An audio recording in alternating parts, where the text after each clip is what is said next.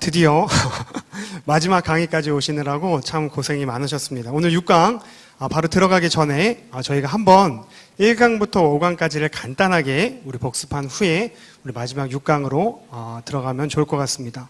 우리가 예배론에 대하여서 우리가 지금 6주차 배워와 오면서 1주부터 5주까지 우리가 신학적으로, 성서적으로, 역사적으로 또 오늘은 이제 실천적으로 우리가 이렇게 여러 파트의 그 예배학, 예배론이라고 하는 그 학문 안에 다양한 주제들을 살펴보았습니다. 먼저 첫 번째로는 신학적으로 예배란 무엇인가? 이 예배는 자기 수여다. 이런 이야기를 우리가 나눠본 적이 있습니다. 하나님께서 자기를 수여하시고 하나님께서 그 자기를 이 땅 가운데 성육신하시고 현존하시는 우리 인간의 몸을 입고 보내신 것이 바로 예수님이고 우리가 그 예수님을 우리 구주로 응답하는 것, 우리 인간 또한 자기 수여를 하나님께 드림으로 그 만나는 접점이 바로 예배의 현장, 인카운터의 현장이라고 하였습니다. 그래서 예배란 하나님을 경배하고 하나님이 하신 일들을 재현하고 하나님이 행하신 일을 선포하는 것, 이것이 예배다. 이렇게 우리가 1강에 살펴보았습니다. 그래서 좁은 의미의 예배, 넓은 의미의 예배는 그래서 우리가 하나님과 만나는 그 인카운터의 현장 모든 것이 예배지만 우리가 흔히 말하는 예배, 이 예배의 좁은 의미의 예배는 우리가 예수 그리스도를 주로 고백하는 공동체가 우리가 함께 정한 시간, 주일 오전 9시, 주일 오전 11시, 주일 오후 3시 30분 이렇게 우리가 예수 그리스도를 주로 고백하는 공동체가 모여서 우리가 함께 약속한 그 시간에 우리가 함께 반복적으로 드리는 이 예배의 의식이 바로 예배다. 이것이 좁은 의미의 예배라고 했습니다. 그래서 우리가 성서적으로 구약학적인 또 신약학적인 예배의 이해를 살펴보았는데요.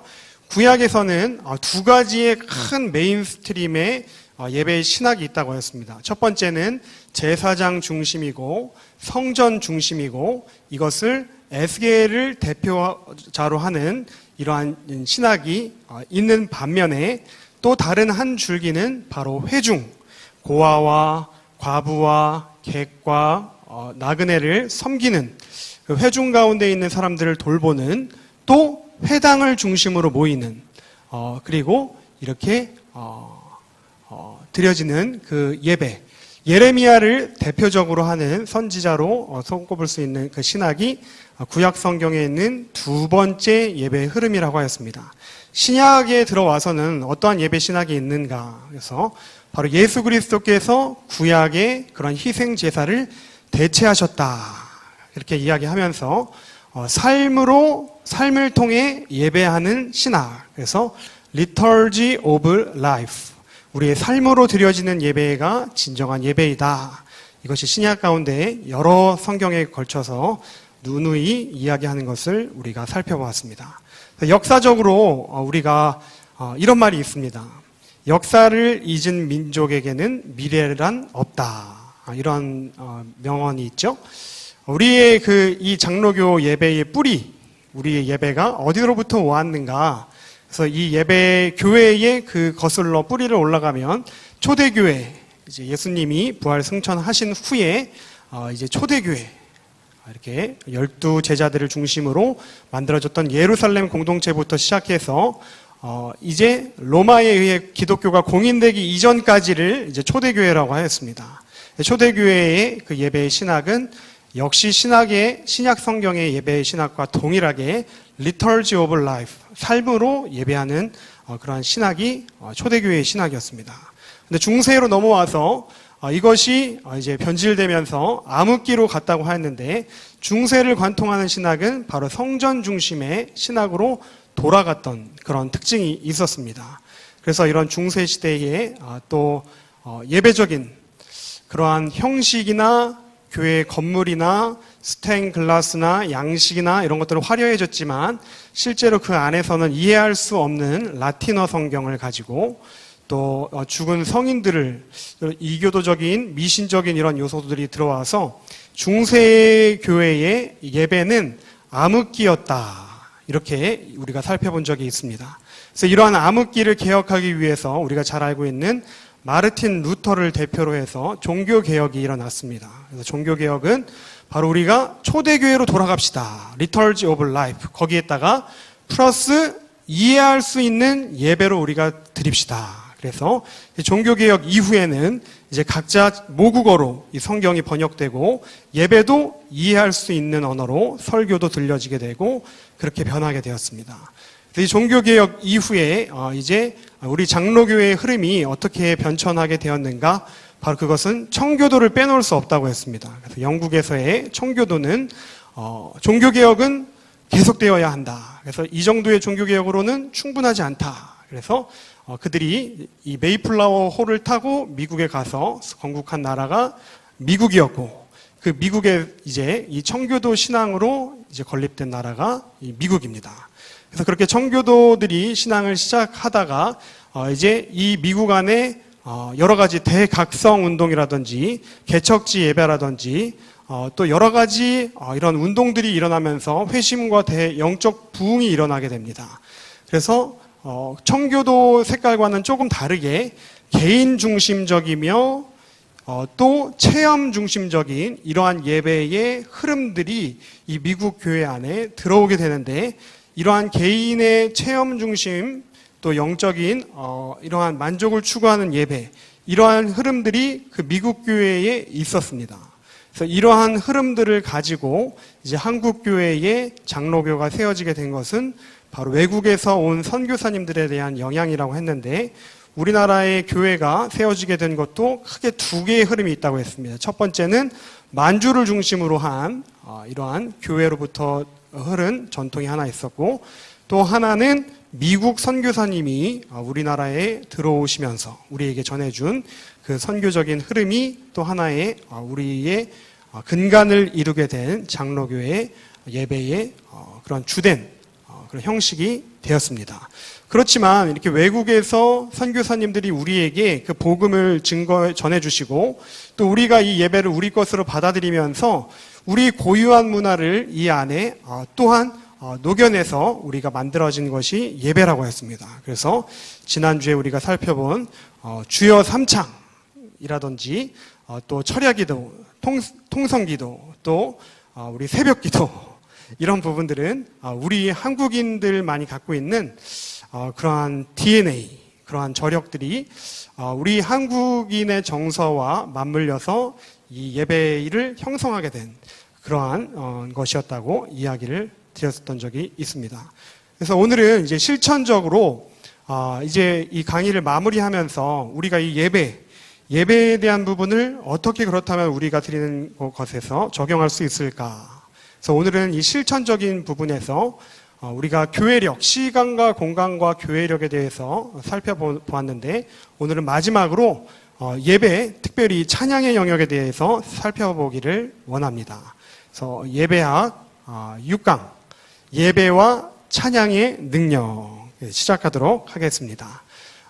먼저 첫 번째로 예배란 무엇인가? 구약 전반에 걸쳐서 나타나는 예배의 본질적인 의미는 봉사와 섬김입니다. 신약에서는 삶을 통해 최상의 가치를 최고의 하나님께 드리는 것. 신약에서는 우리가 이미 앞서 배웠던 것 같이 Liturgy of Life, 우리의 삶을 통하여 하나님께 최고의 가치를 드리는 것이 예배다. 그래서 히브리어 구약 성경에서 히브리어는 샤카라고 하는 이 원어적인 것이 예배와 연관이 되어 있는 단어인데 이 샤카라고 하는 히브리어 원어에는 부복하다, 엎드리다 이런 뜻이 있습니다. 헬라어에서는 프로스케네오라는 단어가 있는데 우리가 레이투르 게인이라는 단어를 앞서 배운 적이 있습니다. 리털지라는 그 예배 또는 의식, 예배 의식 이런 단어인데요. 리털지의 원어가 되었던 레이투르 게인 외에도 헬라어에서 예배라는 표현과 가까운 단어를 꼽아본다면 프로스케네오라는 단어를 꼽아볼 수 있습니다. 이 헬라어 프로스케네오는 입을 맞추다, 엎드려서 절하다 이런 뜻이 이 헬라어 안에 있습니다. 그래서 이러한 히브리어, 헬라어의 예배의 단어들을 우리가 함께 살펴보며 다시 한번 정의해 볼 수 있는 것은 예배란 하나님과 친밀한 사랑의 관계 가운데 표현되어지는 우리의 마음의 태도와 행동의 결합이라는 것입니다. 그래서 이 예배 가운데 칼빈은 또는 칼뱅은 성례전과 말씀이 선포되는 것이 예배라고 하였는데 거기에 더해서 우리가 빼놓을 수 없는 것이 바로 찬양이라고 생각합니다. 찬양. 그래서 우리의 마음의 태도, 하나님을 사랑하는 그 마음의 태도가 우리의 행동, 우리의 목소리라든지 우리의 손짓이라든지 우리의 신체를 통해서 표현할 수 있는 그 행동의 결합이 찬양이라고 생각하는데 오늘 이 찬양에 대하여서 우리가 살펴보기를 원합니다. 하나님을 예배하는 방법 2번입니다. 성경에 기록된 9가지 방법. 이 시편은 찬송시입니다. 그래서 하나님을 찬양하는 것들을 쭉 모아놔서 엮어놓은 것을 시편이라고 하는데요. 이 시편에 기록된 9가지 성경에 기록된 하나님을 찬송하는 예배법이 있습니다. 먼저 첫 번째 화면을 보시길까요? 시편 66편 8절입니다. 만민들아 우리 하나님을 송축하며 그의 찬양 소리를 들리게 할지어다. 그러니까 우리 입술을 벌려서 찬양 소리를 우리의 귀에 들리도록 할지어다. 시편 66편 8절은 우리 입을 사용하여서 찬양하라 라고 이야기하고 있습니다. 두 번째 노래입니다. 시편 100편 1절입니다. 온 땅이여 여호와께 즐거운 찬송을 부를지어다. 기쁨으로 여호와를 섬기며 노래하면서 그의 앞에 나아갈지어다. 하나님은 분명히 시편에 우리에게 예배할 때 노래하라, 찬송하라 분명히 성경에 기록해 놓으셨습니다. 세 번째입니다. 큰 소리. 시편 32편 11절입니다. 너희 의인들아 여호와를 기뻐하며 즐거워할지어다. 마음이 정직한 너희들아 다 즐거이 외칠지어다. 여기서는 조용히 속삭이다. 또는 무건으로 소리를 내지 않다. 이렇게 찬양하라고 하지 않으시고 하나님께서는 너희들아 다 즐거이 외쳐라. 여기서 외치다는 것은 크게 소리를 발하라 이런 뜻이 포함되어 있는 것입니다. 네 번째, 손뼉치며 시편 47편 1절 너희 만민들아 손바닥을 치고 즐거운 소리로 하나님께 외칠지어다. 또 손을 들고 시편 134편 2절 성소를 향하여 너희 손을 들고 여호와를 송축하라. 우리의 손을 든다는 것은 하나님 아버지께 내 모든 것을 맡긴다는 의미와 동시에 하나님께서 나에게 주신 삶을 감사하고 주님이 나의 구원자이심을 고백하는 의미가 있습니다. 그래서 여러분 어린아이가 아빠를 오랜만에 봤어요. 오늘 하준이가 아빠한테 아빠 막 이러면서 달려가던데 정말 어린아이가 그 아빠를 보면서 아빠 하고 야 아버지 오셨습니까?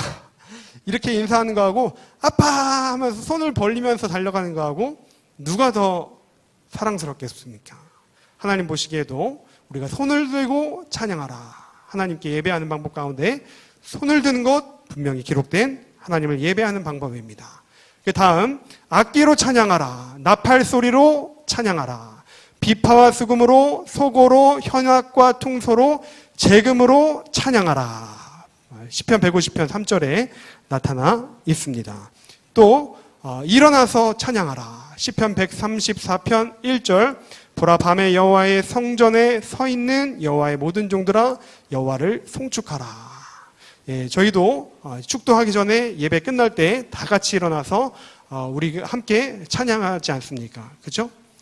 그런 거가 같이 또 재판장에 판사가 입장할 때 모든 그 회중들이 다 자리에서 일어나는 것과 같이 하물며 전능하신 하나님 앞에 우리가 예배하고 찬양할 때 우리가 일어나서 찬양하는 것, 이것 또한 우리의 하나님께서 우리에게 성경에 규정하신 예배의 방법 가운데 하나입니다. 그 다음에는 춤추며 시편 149편 3절 춤추며 그의 이름을 찬양하며 소고와 수금으로 그를 찬양할지어다. 예, 지금은 고인이 되셨지만 한순임 권사님 그때 효도관광을 갔는데 찬양으로 그 90살이 넘으신 육체 가운데도 덩실덩실 이렇게 춤을 추시며 이렇게 찬송하시는 그 모습이 제가 이 강의를 준비하며 생각이 났어요. 그래서 춤추며 그래서 우리가 경박스럽다, 경망하다, 이게 아닙니다. 다윗도 옷이 흘러내리는 줄 모르고 춤을 추며 하나님 앞에 최고의 영광을 올려드리지 않았습니까? 이거 성경에 기록된 하나님께 찬양하는 방법 가운데 한 가지입니다. 그 다음 굽혀 찬양하는 것. 시편 95편 6절, 오라 우리가 굽혀 경배하며 우리를 지으신 여호와 앞에 무릎을 꿇자. 우리가 아까 히브리어 샤카하고 프로스케네오, 이 두 단어 모두 다 굽히다라는 그 의미가 이 용어 안에 들어있습니다. 절대자 앞에 우리가 굽혀 예배하고 기도하는 것, 찬양하는 것, 하나님께서 우리에게 규정하신 성경에 기록된 찬양의 방법입니다. 3번입니다. 찬양의 능력이 있습니다. 찬양의 능력에 대하여 우리가 알아보기를 원하는데요. 언제 그렇다면 찬양을 불러야 하는가? 우리가 지지난 시간에 일주기가, 교회력에 대해 살펴보면서 일주기가 있고 주간주기가 있고 연간주기가 있다고 배웠습니다. 찬양에도 마찬가지입니다. 시편 145편 2절 이하를 보면은 이제 매일 하나님을 찬양한다, 하루에 7번도 찬양한다, 이렇게 나타나 있고요. 시편 34편 1절을 보시면 어떠한 상황 가운데도 항상 우리가 찬양해야 함을 볼 수 있습니다. 그래서 우리가 조금 낙심될 때, 피곤할 때, 지칠 때 우리가 찬양이 나오지 않을 때가 있습니다. 그런데 그때도 하나님은 우리가 찬양하시기를 원하신다는 사실입니다. 그렇다면 언제 우리가 어느 때나 항상 찬양해야 한다는 것을 알았으면 여기 있네요. 네, 내가 날마다 주를 송축하며, 시편 119편 164절, 내가 하루에 7번씩이라도 주를 찬양하겠다. 찬양의 능력 두 번째, 어디서 주님을 찬양할 것인가? 어디서 하나님께 예배해야 할까요? 하나님은 우리가 가정에 있든지 일터에 있든지 우리가 어느 곳에 있든지 하나님께서는 우리와 함께 하십니다. 그래서 우리가 두세 사람 있는 곳도 하나님 함께 하시고 그 예배를 받으시지만, 우리가 오늘 또한 기억해야 할 것은 시편 35편 18절, 내가 대회중에서 주께 감사하리로다. 시편 111편 1절, 할렐루야, 내가 정직한 자의 회와 공회 중에서 전심으로 여호와께 감사하리로다. 즉 예수 그리스도를 주로 고백하는 공동체와 회와 공회와 예배의 모임 자리 가운데서 우리가 하나님께 찬양하는 것 또한 중요하다는 것을 우리가 기억해 볼 수 있을 것입니다. 그래서 우리의 매일의 생활 중에 어떠한 처지에 있든지 우리가 어느 곳에 있든지 자리에서 우리가 찬양을 해야 할 것이지만, 그러나 또한 동시에 우리가 함께 모여 하나님께 찬양하는 것이 매우 중요하다는 것을 기억해 볼 필요가 있습니다. 네, 그 다음입니다. 찬양의 축복과 특권. 찬양에는 놀라운 힘과 축복과 특권이 있습니다. 그래서 제가 저희 수지 소망교회를 올 때 물론 이제 또 교회에서 또 저를 이렇게 기회를 주셔서 제가 부교육자로 왔지만, 부교육자도 그 교회에 청빙이 되어 가기 전에 그 교회를 알아봅니다. 그래서 저도 이 교회 부교육자로 청빙되기 전에 이곳에 와서 예배를 드려본 적이 있었어요. 그런데 우리 교회가 정말 그때 마음 가운데 감동이 들었던 것은, 우리 교회의 규모에 비해서 찬양이 굉장히 살아있었던 교회예요. 그래서 정말 찬양에 그러한 능력이 있는 교회, 그리고 이런 마이크라든지 음향시설이라든지 이 모든 것이 찬양이 굉장히 살아있는 교회다. 그래서 그런 부분들이 마음 가운데 굉장히 감동적으로 제가 다가왔던 기억이 납니다. 근데 이것은 제 개인적인 기억일 뿐만더러 저 개인적으로도 간증을 하기는, 제가 지금까지 하나님을 믿으며 이렇게 하나님의 기적을 경험한 것 가운데 언제 가장 하나님의 기적이 저의 삶 가운데 폭포수같이 쏟아졌는가? 제가 하나님을 힘껏 찬양할 때 하나님이 저의 삶에 놀랍게 기름 부으셨다는 거예요. 그래서 정말 이 찬양에는 놀라운 힘과 축복과 또 특권이 있습니다. 그래서 이 찬양의 세 번째, 놀라운 축복과 특권이 있다. 자세하게 찬양에는 어떠한 축복이 일어나게 되는가, 우리 네 번째로 찬양할 때 일어나는 일을 우리 함께 살펴보기를 원합니다. 찬양할 때 일어나는 일, 먼저 첫 번째, 병든 육신을 치유하여 주십니다. 내면의 상처와 묶임 가운데 회복을 일으켜 주시고요, 자유케 하십니다.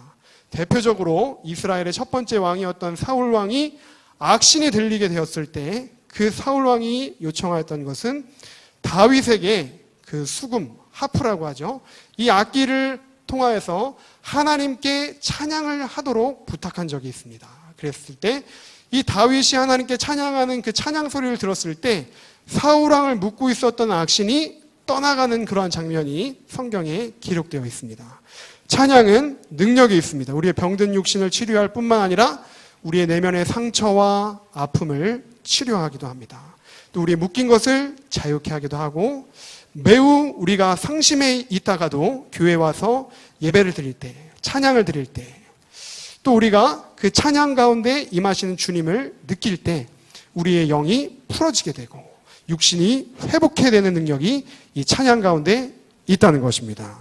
두 번째, 찬양을 부를 때 어떠한 일이 일어나는가? 전쟁에서 승리하게 됩니다. 오늘 우리 교육부, 수지소망교회 교육부 이렇게 유튜브에다 치시면 우리 유소년부 예배 드린 거 있는데, 유소년부 아이들이 오늘 암송을 한 이 본문이 오늘 이 말씀이었어요. 역대하 20장 21절 21절 화면에 띄어 있는데요.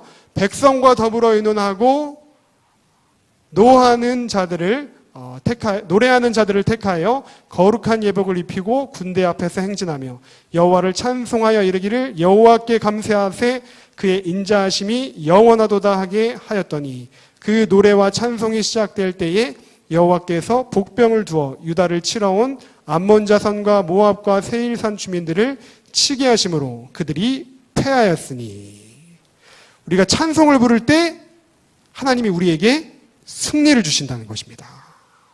오늘 이 말씀을 우리 아이들이, 유소년부 아이들이 외웠는데, 이 역대하 20장이 또 공교롭게도 우리가 지금 매일 묵상하고 있는 매일 성경 큐티의 본문이에요.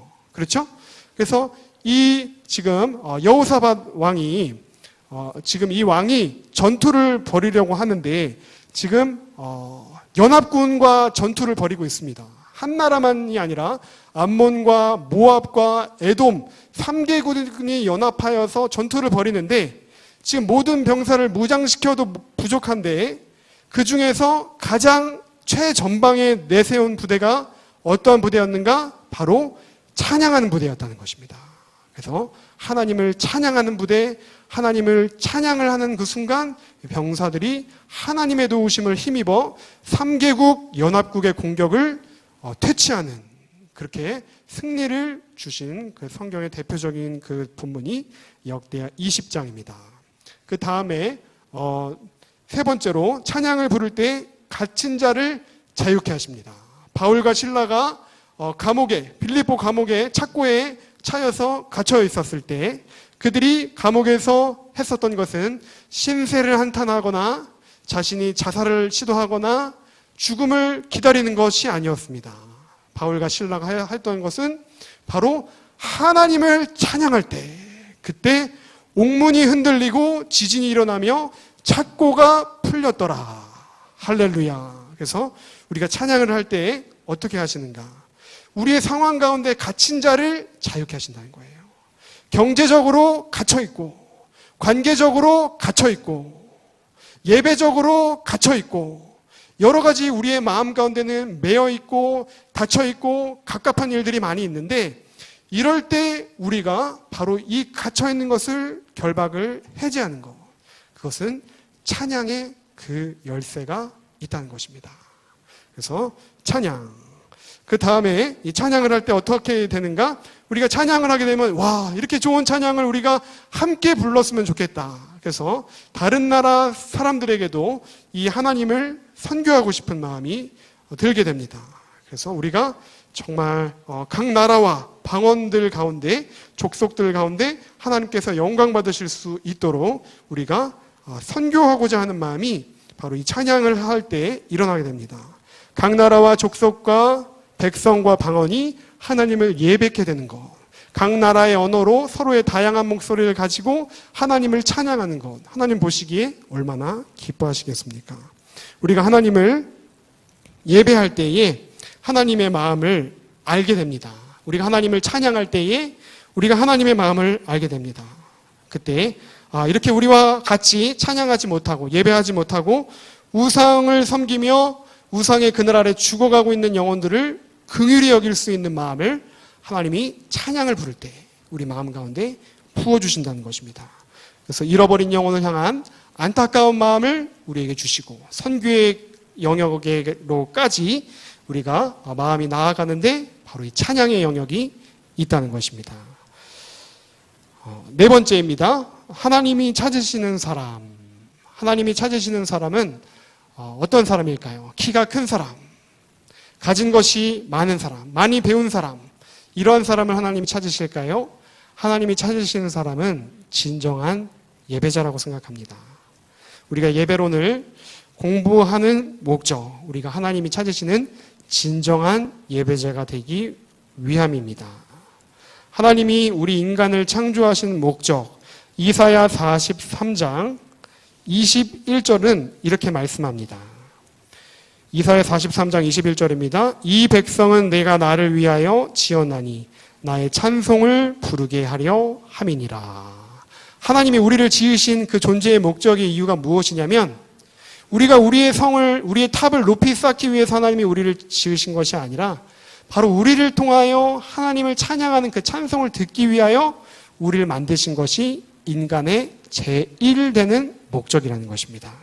그래서 우리가 하나님께 예배드리고 찬양 드릴 때 이 찬양이야말로 정말 하나님께서 기뻐하시는 우리를 창조하시는 목적이라고 생각할 수 있습니다. 그렇다면 하나님이 기뻐 받으시는 우리가 진정한 예배자가 되기 위해서는 어떻게 해야 할까? 바로 이것은 요한복음 4장의 사마리아의 여인에게서 우리가 찾아볼 수 있습니다. 요한복음 4장에 보면은 이 여인, 우리가 너무나도 많은 설교를 통하여 익히 잘 알고 있는 이 여인, 세상적인 사람들의 눈치와 시선과 그리고 또 그의 경제적인 어려움과 여러 가지 궁핍한 상황, 그런 것들 가운데서 이 여인들은 어렵게 살아가고 있지만 그러나 하나님께서는 예수님을 통하여 이 사마리아 수가성에게 찾아오셔서 영생토록 이 물이 마르지 않는 물을 주시겠다고 약속을 하십니다. 그러자 이 여인이 내가 듣기로는 이 산에서도 말고 예루살렘에서 예배한다고 하는데 어떻게 예배하는 것이 진정한 예배입니까? 라고 이 여인이 묻자 예수님께서 이 산에서도 말고 아버지께 참되게 예배할 날이 올 것인데 바로 그것은 신령과 진정으로 예배하는 것이다 라고 이야기하시면서 요한복음 4장에 우리에게 진정한 예배자가 되는 것은 바로 우리가 신령과 진정으로 드리는 예배이라는 것을 알 수 있을 것 같습니다. 그래서 우리가 정말 이 코로나 시대 가운데 우리가 주의해야 될 것 가운데 하나가 바로 이 예배가 영적인 공동체이기 때문에 예배 인도자 혼자서만 찬양하는 것이 아닙니다. 그래서 예배 인도자가 물론 회중을 예배를 하나님께로 인도하는 그 앞장서 있는 것의 가운데 있지만 회중도 똑같은 예배자입니다. 그런데 우리가 안타깝게도 이 코로나 사태 때문에 모두가 다 이렇게 마스크를 하게 되니까 우리가 이 찬양을 아무래도 잘 부르지 못하거나 작은 목소리로밖에 할 수 없는 것 같아요. 그런데 이 예배라는 것은 예배 구성원들이 함께 모여 만드는 것이기 때문에 영적인 것입니다. 그런데 예배 인도자 혼자만 찬양을 부르면 이 예배의 영이 죽어버립니다. 그래서 예배에 냉기가 돌고 예배의 임재가 느껴지지 않는 것이 참 이 코로나 상황 가운데 우리가 주의해야 될 큰 고민거리라고 생각을 합니다. 그래서 우리가 비록 마스크를 하고 있지만 우리가 찬양 시간에 내 목소리가 내 귀에 들릴 정도 우리가 작은 목소리라도 하나님 제가 이 시간 주님을 찬양하게 하여 주십시오. 진정한 예배자로, 찬양자로 제가 이 시간 주님께 나아가기를 원합니다. 비록 마스크를 하고 있지만 그러한 상황 가운데서도 주님을 찬양하기를 원합니다. 이렇게 우리가 하나님 가운데, 예배 가운데 언제나 이 찬양을 우리가 기억하실 수 있는 저와 여러분이 되었으면 좋겠습니다. 마지막 5번입니다. 나는 어떻게 예배를 드리고 있는가? 우리가 지금까지 예배의 신학적, 또 성서적, 또 실천적, 또 우리가 이렇게 역사적 여러 가지 부분들을 살펴보았는데, 결국에는 우리가 이 지식적인 부분을 우리의 삶에 적용하는 것이 중요합니다. 나는 어떻게 예배를 드리고 있는가? 하나님께서는 우리를 구원하여 주셨습니다. 예수님을 통하여 우리에게 새로운 신분을 주셨습니다. 물론 우리가 가정에서는 어머니요, 아버지요, 또 어떤 어머니와 아버지의 아들이요, 딸이요, 또 우리가 또 형제요, 또 여러 가지, 또 직장에서는 또 우리의 직책이 있고 여러 가지 우리에게는 신분이 있습니다. 자유인이라고 하는 신분도 있고 대한민국 국적을 가진 국민이기도 하고, 그렇지만 우리의 근본적인 신분은 바로 저 하늘에 있는 천국 시민권을 소유한 하나님 나라 백성이라는 것입니다. 그래서 하나님이 우리에게 찬송의 옷, 의의 옷을, 하얀 옷을 입혀주셨는데, 우리가 여전히 이 옷을 입고도 죄 가운데 가서 흙탕물에서 이 옷을 더럽히기를 주님은 원하시지 않는다는 것입니다. 그래서 우리가 하나님의 자녀답게 우리가 예배할 때에 하나님을 찬양하고, 또 우리가 예배라는 것이 단지 우리가 정해진 이 시간에서만으로 끝나는 것이 아니라 이 예배당을 나가는 그 순간에서부터도 우리가 다시 모이는 그 시간까지 삶에서 드려지는 예배로 연결되기를 우리 하나님은 원하실 것이라는 생각을 하게 됩니다. 이렇게 우리가 지금 예배학 6번째 시간까지를 알아보게 되었고요. 마지막으로 드리는 3가지 과제가 있습니다. 첫 번째, 소망 양육가정 예배론을 통해 내가 예배에 대해 깨닫게 된 가장 큰 부분은 어떤 것입니까?